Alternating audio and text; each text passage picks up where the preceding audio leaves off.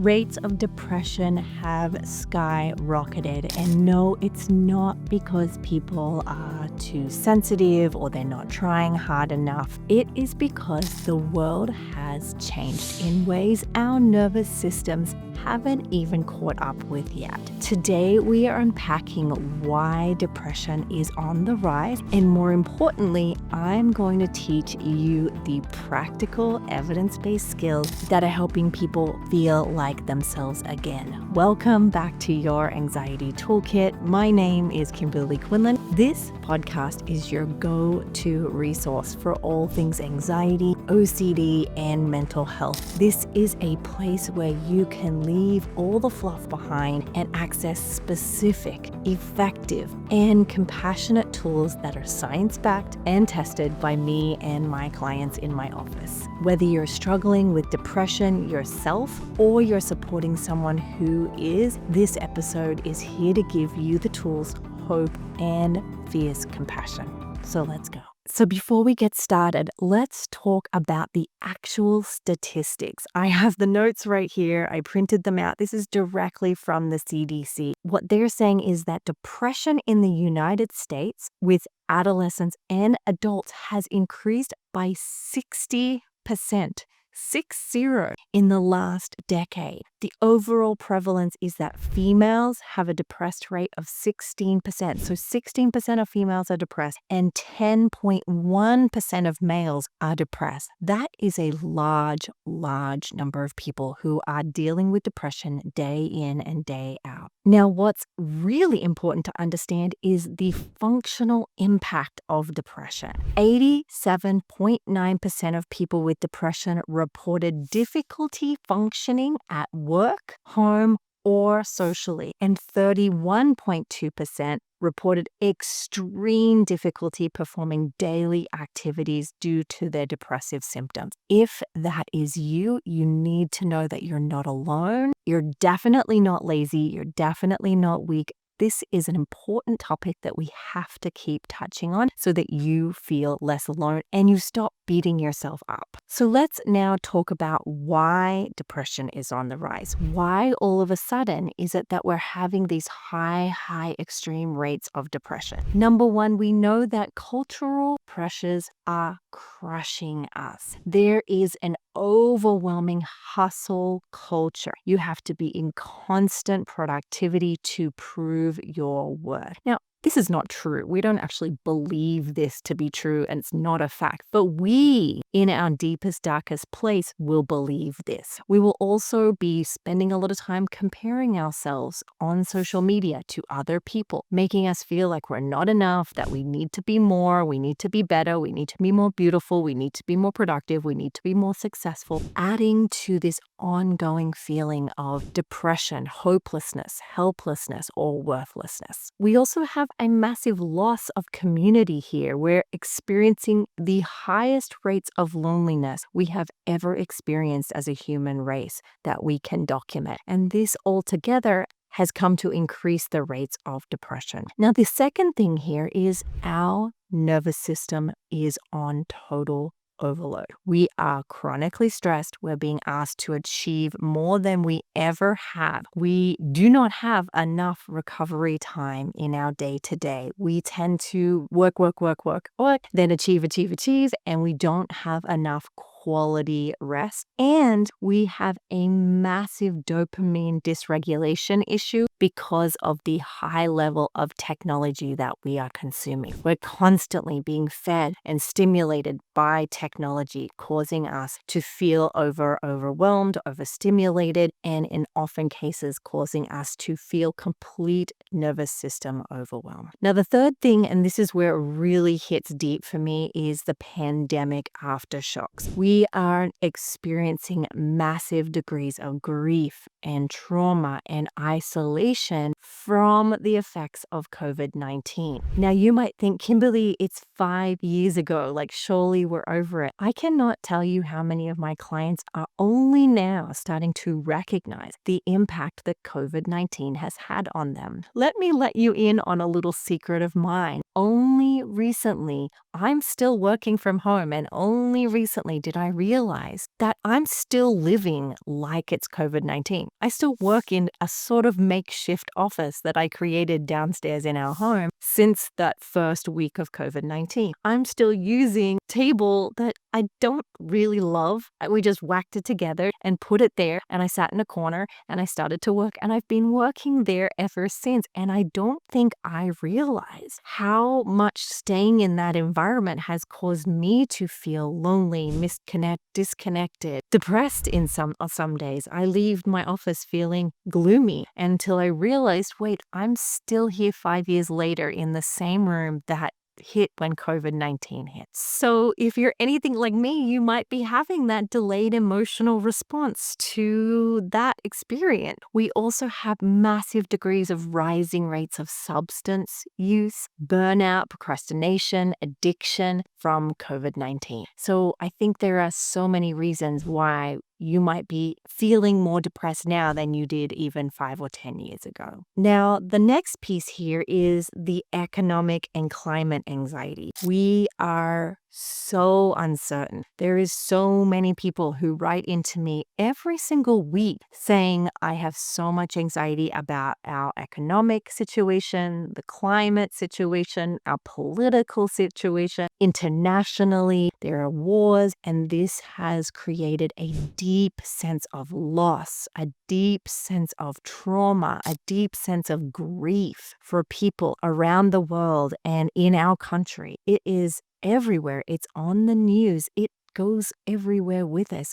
So I can't even go to the grocery store without someone making some kind of political statement. I can't go to a dinner party without it getting awkward because of political disagreements. It's everywhere, and it is heavy on our nervous system. And we are afraid. We are scared for our race, our beautiful human race. And this can massively increase the chances that we struggle with depression. One last thing that a lot of my young clients are reporting, even my children and my children's friends, is this sort of deep sense of existential dread. What is real? What's valid? What is the point of life? What are we here for? I feel so much pressure. What is my purpose? And wasn't that long ago that my 10-year-old came to me and cried because he was afraid that AI was going to take all the jobs. He had heard someone at school say, it doesn't matter because by the time we finish our school, AI will take all the jobs. And he started crying. And I can't blame him. It's very, very uncertain times. And so again, to validate you, there are many reasons why depression is on the rise. So I don't list all those off just to make you feel worse. You already feel heavy with grief and loss and sadness and hopelessness. My goal here is to validate you so you don't feel so alone, so that you can stop beating yourself up for having depression. And next, we're going to get to some skills and tools and strategies you can use to get you back on track. There are evidence-based strategies you can start to apply in baby steps, small baby steps, one at a time, and get you back to a degree of functioning that you feel is good for you, or to bring some joy and pleasure into your life. So what can you do? What are some powerful science-based skills that you can use to help you in the day-to-day? Really, things that you can actually practice in the day-to-day and get you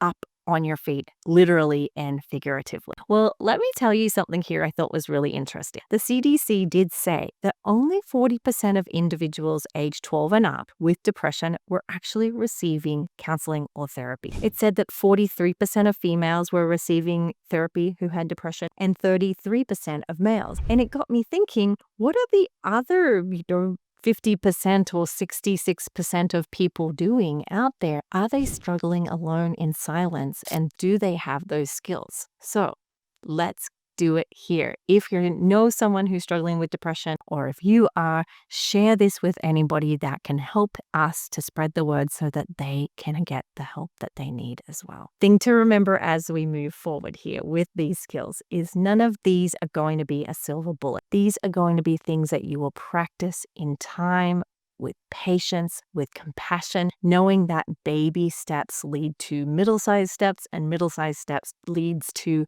massive, massive progress. So here we go. Number 1 is behavioral activation. You guys, I talk with my clients about behavioral activation every single day. And it may seem like it's not that big of a deal, but it is a huge, huge deal. This is the science of doing and engaging in your life. So let's look at it. Depression is always going to convince you there's no point. Don't even worry, or it's going to make you feel physically so heavy that it's going to feel like getting out of bed and getting to the day, brushing your teeth, brushing your hair, feels absolutely impossible. When we do behavioral activation, we create a schedule that gives someone enough structure so that once they have momentum and they're up, it's easier to keep going. So behavioral activation is starting with tiny baby steps. Maybe it's setting an alarm to get you out of bed at a certain time in the morning and doing one activity in the morning. Maybe it's brushing your teeth. Maybe it's brushing your hair. Maybe it's making a meal. Maybe it's getting outside. It's creating a degree of structure that helps you know what's going to happen next. You don't have to use up a lot of mental space to figure that out. And when you have depression, even deciding when to brush your teeth can feel like an emotional overload. And so it's setting a schedule ahead of time and having support to help you maintain that schedule so that you can get back to a degree of functioning. Once you've mastered those few baby steps, then you add a few extra and you move on and on from there. We talk about this with all of our clients, me, myself, all of my employees that work for me in my private practice. When someone reports that they have depression, the first thing is, let's look at your schedule. Does it have any variability? Has it got pleasure involved in your schedule? What are you doing to get out and move your body? It doesn't have to be crazy, busy exercise. It could be just a light stretch, or maybe just rolling your neck and getting your shoulders loosened up a little. The benefit of this too is sometimes when people feel depressed, they don't feel motivated. And so often it's not that we have to wait for motivation to come, it's that we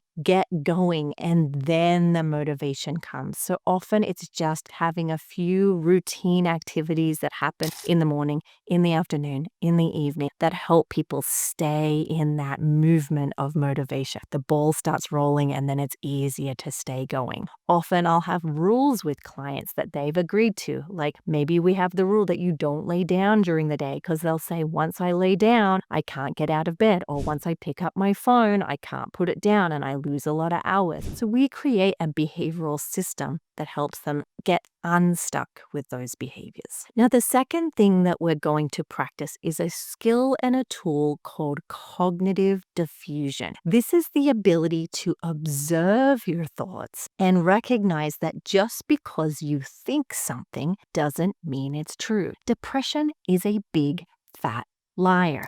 It will tell you the most painful lies about who you are, the world you live in, the people around you. It will lie about your future, and it will tell you only bad things are coming for you and that you are not worthy. Nothing is going to be able to help you get out of this depressive rut. Now, the thing to understand here is that just because you think it doesn't mean it's a fact. And what we want to learn to do with this cognitive diffusion is learn to just observe the thought that you're having. We're going to learn to acknowledge that all that's happening right now is that my brain is telling me a story. This story is not factual. It is not something that was going to make the Guinness Book of Record. You are not as bad as your brain is telling you. If we can acknowledge and observe those thoughts, we don't have to let those thoughts dictate what we engage in. An example of this might be if your brain says, what's the point? You aren't worthy of good things from happening. You're going to be a failure anyway. There's no point even trying. When you have that thought and you don't practice diffusing with it, you are more likely to give up, lay down, totally avoid, procrastinate and not do the things that you desperately want to be able to achieve in your lifetime. However, if you have that thought, because you cannot control that thought, that is out of your control. If you have that thought and you observe, oh, I'm having the thought that I'm a useless person or that I won't have a good life, and that's just a thought, and I have thousands and millions of thoughts every day and year, and most of them, a lot of them aren't true. And you can learn to just label that as a depressive thought and not engage in its lies. You are more likely to then go back and engage in the things that you value, that are beneficial for you and are in line with what's important to you most. The cognitive diffusion is a metacognitive skill that you can use with any condition, including anxiety, depression, any kind of OCD, any kind of intrusive thoughts. You can use it at any point, and it can be so beneficial not to take everything you think as a fact. Now, of course, one thing we mention in all of our courses over at cbtschool.com is that we must practice compassion first, always. We say this in all of our courses. We actually have a course called Overcoming Depression. It is a step-by-step course that's going to take you through an in-depth explanation of a lot of the tools that we're using here. You can head over to cbtschool.com to learn about that. You'll go to cbtschool.com/overcoming depression. The cool thing about this course is it is a step-by-step course. I'm going to show you exactly what I do with my client. It'll help you to reduce rumination. It'll help you to improve how kind and gentle you can be with yourself. And it'll help you get a rhythm and a system down that works for you. If you're interested, again, head on over to cbtschool.com/depression. Now, as you know, and I've said it already, depression is a liar. It's going to say some pretty cruel things to you. And so you are going to need to have a self-compassion practice to combat that. Again, if you're being fed lies all the time, over and over repetitively, it's very easy to start to believe it. Remember, a thought is not a fact. And often a belief is a thought that you've had so many times that you do start to believe it and you do start to treat it like it's a fact. And most of the time, all of the things I hear my clients say or my loved ones say who have depression is not true. They might be the most wonderful people. In fact, a lot of my clients or people I know with depression are sometimes the most beautiful human beings I have ever met. They bring so much joy and wonder to the world, and yet their brain is telling them that there's no benefit to them, that there's nothing good for their future, and this could not be more heartbreaking for me to witness. What we want to do here is we want to learn how to practice radical kindness. Radical kindness could be in the words you use. It could be in the tone of the voice you use towards yourself. It could be in the actions you engage in, the kindest, most gentlest, respectful actions towards yourself. It could be your general expectations on yourself. Often, people are depressed, as we mentioned at the beginning of this episode. They are depressed because of the expectations they have placed on themselves and the pressure that our society has put on them. And so a compassionate act would be to have more realistic expectations and give yourself some slack. Open up some space for you to rest, to rejuvenate, to breathe, to be good enough instead of being perfect all the time. It is too much, and we have to commit to being radically compassionate towards ourselves.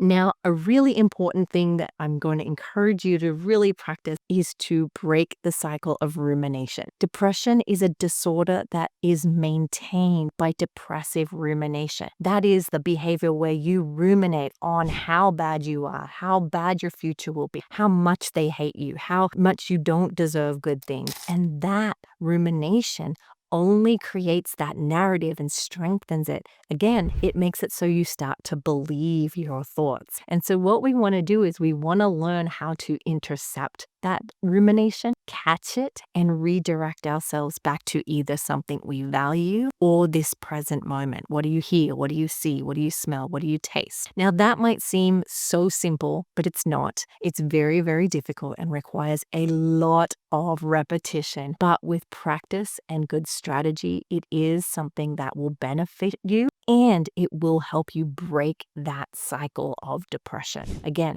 in our mind, it might be a very scary place. And so we need to have some mastery over not going down the spiral of whatever depression says and treating it as if that is true. So there are two more points that I want to make here, and these are probably the most important. Number one, it's to reduce isolation. As I mentioned to you, I've recently realized I am living a pretty isolated life here in my home office, and CBT school has so much room to grow. I've personally made the decision because of this episode. As I was reading my notes, I thought, you know what? I need to follow what I'm saying. So I've made a decision and I'm going to reduce how much isolation I'm engaging in. I got an office in a big office building and I am building out CBT school headquarters. We are going to have a podcast studio there, a YouTube studio there. I'm going to see some clients there. I am going to do all of my admin there. I'm going to write a book. I'm going to have retreat. I have decided I refuse to engage in this isolation game anymore. We have to, no matter how depressed or how sad and alone we feel. Sometimes the best thing we can do, even though it's very hard, is to push ourselves to get back into connection. Who can you call? Who can you text? Who can you take a walk with? Even if you don't talk, if you're not in the mood for talking, maybe you could ask them, could we take a walk together, just side by side? Whatever you can do to be in connection with people, even if it's on online forums, that's fine. My hope is that if you could take a baby step and reach out to someone, ask for help, ask for a therapist, a support group, whatever it might be, we can hopefully reduce that isolation. That in and of itself will reduce your experience of depression.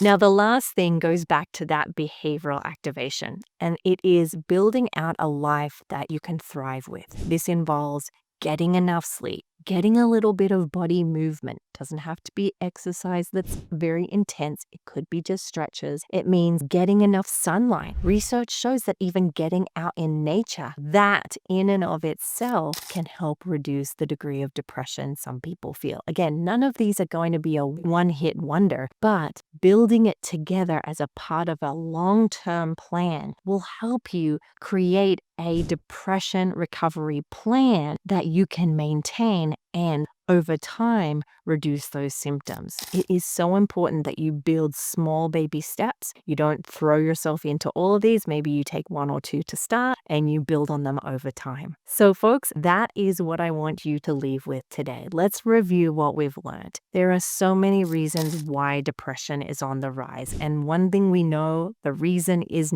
because there is something wrong with you. It is not because you are lazy. It is not because you are weak. It is not because you are not worthy. There are real cultural and societal environmental stresses that have increased the rapid rate of depression. But that doesn't mean we have to lose hope. There are many helpful skills that you can use, like behavioral activation, like cognitive diffusion, getting outside, moving your body, mindfulness, compassion work, going to see a therapist if you have access. If you don't, again, please do reach out to cbtschool.com and see if there are any resources there that would be appropriate for you. Do not feel alone here. There are so many people going through this. Chances are, if you are willing to let someone know that you're having a hard time, that they know someone or they themselves are going through the same thing. So you're not alone. Be as gentle as you can. And remember, as we always say, it's a beautiful day to do hard things. This is not going to be easy, but with practice and with kindness every step of the way, we can do those hard things. And I say this to all my clients. I've never had a client say they regret doing this hard work because the long-term benefits are way wider than just your mental health. They can impact so many areas of your life. Okay, guys, thank you so much for being here. If you enjoyed this, please do subscribe, share it with anybody you think may get one nugget of helpful information, because if we can, we might be able to reduce someone's suffering, and that is the biggest gift we could ever give. Have a great day.